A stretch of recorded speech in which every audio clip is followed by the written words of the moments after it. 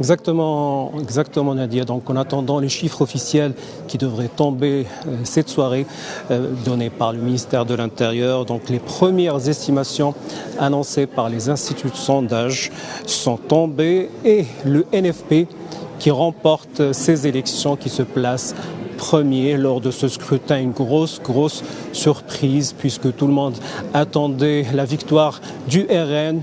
Peut-être pas une majorité absolue, mais au moins le RN qui devait être premier après ces élections.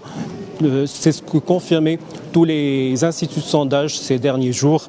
Le NFP qui obtiendrait donc entre 180 et 215 sièges. Le RN, quant à lui, serait troisième après ce scrutin, entre 120 et 150 sièges. La majorité sortante, le camp du président Macron, qui obtiendrait entre 150 et 180 sièges. La mobilisation lors de ce deuxième tour du scrutin a été donc très forte et surtout efficace, surtout du côté de la majorité sortante et les partisans des partis de gauche, puisque ce qui expliquerait aussi le taux de participation qui est très haut.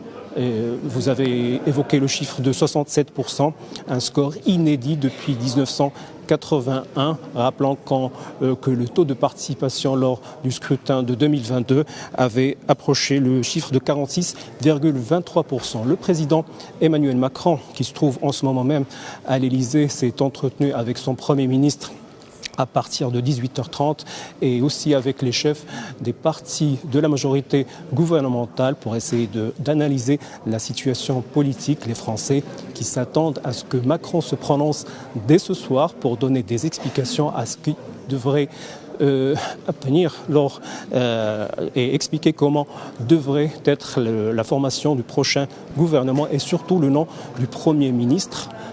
Une déclaration qui devrait donc se faire dans les prochaines heures, les prochains jours ou même les prochaines semaines.